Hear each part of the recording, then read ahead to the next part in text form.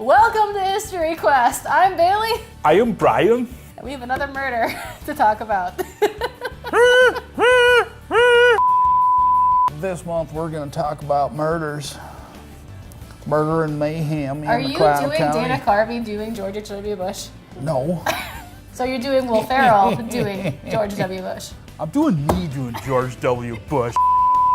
Hey everybody, welcome to History Quest. Hi everybody, welcome to another episode of History Quest. I'm Brian. And I'm Bailey. And this month we are going to be taking a story right out of a book that we sell at the Historical Society called Murder and Mayhem in McLeod County.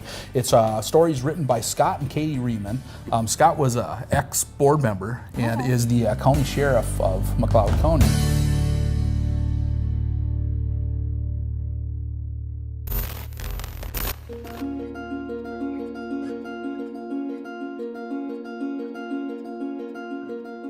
On a rural spring Minnesota morning, Tuesday, May 11th, 1897, two school children, Alice and Walter Beach, walked to the Thompson Country Schoolhouse 2.5 miles northwest of Brownton, Minnesota.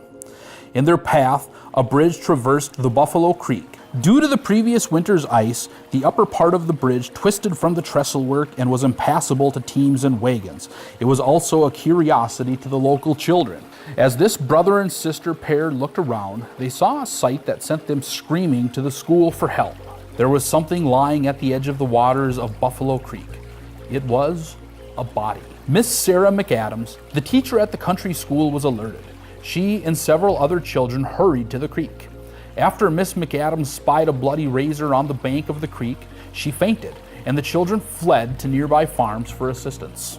The first locals who arrived at the scene were L.W. Calkins, Frank Chase, J.C. Root, Andrew Thompson, S.S. Beach, the father of Alice and Walter, Frank R. Smith, Joseph H. Geary, and Charles Evans. The men found the body of a man as reported. It was in the shallow waters of the creek. The corpse was face down, partially supported by the knees and arms, and was located about 8 to 10 feet west of the bridge. On the bank was a vast pool of blood. The bloody razor, a pair of shears, a pair of barber's clippers, a razor strap, and a pipe. Calkins and Chase went to work and pulled the body out of the water and onto the bank. The rescuers made a ghastly discovery.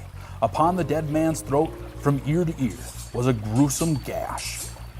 Beach immediately notified the coroner, Dr. Fred Shepard of Brownton. Dr. W.D. Bowles, a Brownton physician, was also summoned. Upon Shepard's arrival, he took the body into his care, and the corpse was removed to the schoolhouse. A 6-member jury was assembled that same day, and a 2-day inquest began. Members of the jury, including Frank Sudgen, C.R. Donaldson, Ed Reinhardt, John Bradish, G.C. Canfield, and Fred Sudgen, attempted to find answers to this mystery. Who was this unknown, unfortunate man who came to his untimely death? The inquest revealed what was thought to be a reasonable answer. The man, a 30-plus-year-old laborer who was 145 pounds, 5 foot 8 inches, and had a sandy complexion, had been found wearing a shabby, well-worn suit of clothing, Pongola shoes, a brown soft felt hat, and underwear that was pretty fair quality and was almost new. The initial search of his pockets by the local rescuers revealed a clay pipe, a pair of hair clippers, and 2 letters which contained no references to which the identity of the man could be discerned. A later, more thorough search retrieved $471 in cash and a certificate of deposit from the First National Bank in Rochester, Minnesota for $2,625 to a John Boehn, thought to be the victim's name. Coroner Shepard telegraphed the bank and received verification that the certificate was valid, but bank officials had no further information that could be used to identify the man. Who could solve the mystery of this man? Fred Smith, a farmer and brother-in-law to Mr. S.S. Beach, who lived near the scene, had some answers. Smith testified that Boehn had eaten dinner with him and his family on Sunday night. Boehn, who seemed to be in a morose mood and answered mostly in monosyllables, told the Smith family that he had spent Saturday night at the home of a farmer in Gaylord, Minnesota. He was making an overland trip to the Great Northern Line of Railway in Litchfield, Minnesota, where he would take a train to Chinook, Montana, to see his sister. Boehn left Smith's family Monday morning. Boehn had also been seen at Winthrop and Gaylord with another man, but he appeared in Broughton on Monday alone. He was not seen by any other party until he was found dead on Tuesday. The testimonies of the men involved, along with schoolchild Alice Beach, were given. Dr. Bolts gave some expert testimony, but did not have a decided opinion as to whether the 3 or more gashes to the throat were self-inflicted. At the scene of the crime, there had been no sign of a struggle. On the bank of the creek, there had been a depression in the grass where apparently someone had been seated, but Boehn's own fingerprints were visible in the mud. The presence of the cash and CD found in Boehn's pockets did not seem consistent with theft or murder, and the manner of death of the victim contributed strongly to a verdict of suicide. There was virtually no evidence of murder, certainly none in the eyes of the men concerned with the case. Unskilled in detection of crime, thus, the coroner's jury ruled the death a suicide, stating that Boehn came to his death by a wound in the throat inflicted by a razor in the hands of himself. It was concluded that after the injuries were made, the dazed man crawled into the creek and died. A traveling man who had been Boehn's schoolmate and who worked for a La Crosse, Wisconsin firm first identified Boehn's remain in Broughton. He telegraphed Coroner Shepard from Millbank for a description of the deceased man and was almost positive he could identify the remains.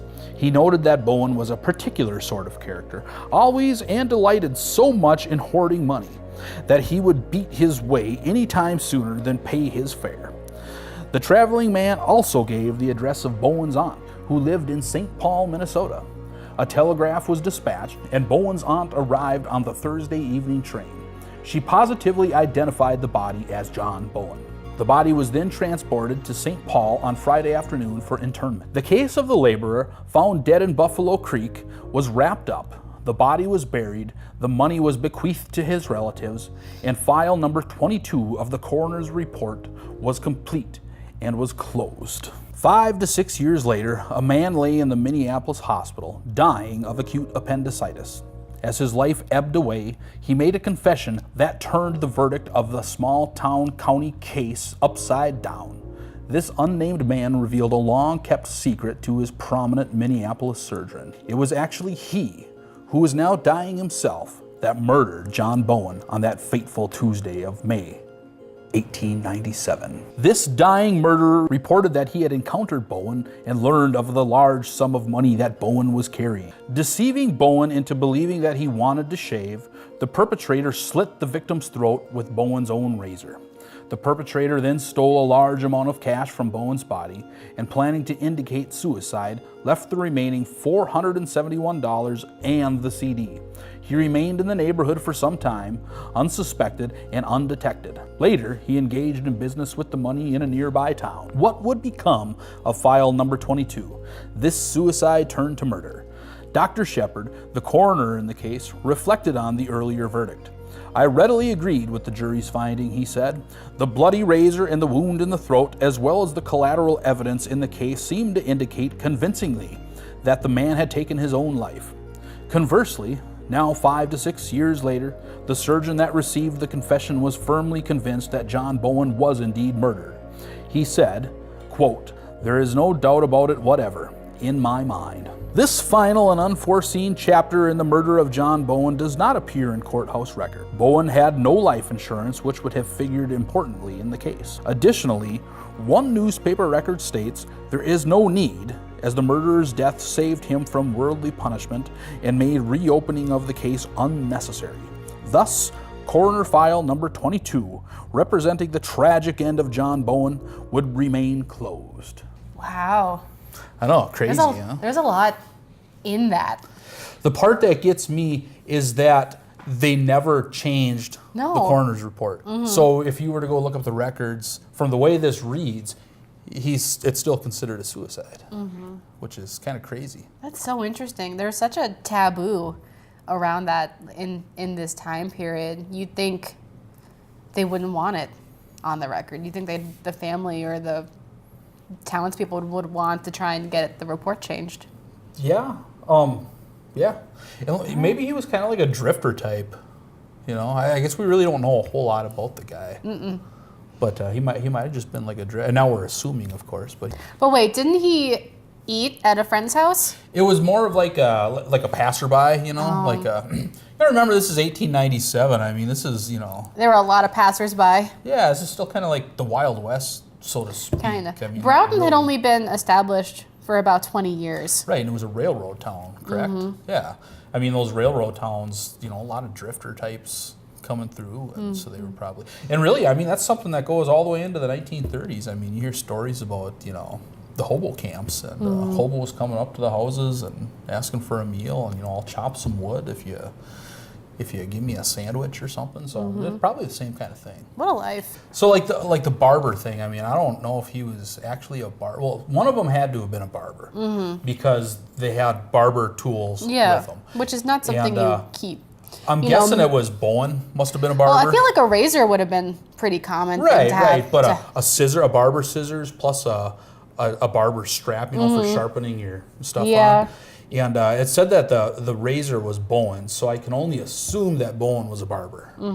And I suppose the other guy, who's oddly enough is unnamed in this entire story, but I imagine he was, you know, something along the lines of, "Hey there, sir, you look a little scruffy. Should I give you a shave?" And, you know, he's probably like, There's "Oh so yeah, much. sure, I could go for a shave." So they sat down. Yeah. There's so much that happens in this story, and you don't know why. You don't know. You're not given a reason. It just happens. They went to. They got a school teacher. We don't know why. Maybe she was the first adult the kids found. Yeah, the kids were on their way to school. Yeah. And they were passing by the bridge, because remember, the bridge is all twisted from the snow and ice from the spring, and everything's melted, and it's still like that. And so the kids are going by the bridge, you know, probably just doing kid stuff, you know, throwing rocks into the river. Or maybe just minding their own business. Right, yeah, exactly. Just being kids, you know, and they just come across this body while they're on their way to school, so they go and tell the teacher, you know, that, hey, this is what's happening, this is what's going on, this is what we found. So the teacher, and of course all the school kids are going to come with her. I mean, I know I would. And, you know, they get down there and see the body. The teacher faints. They were those kids were smart.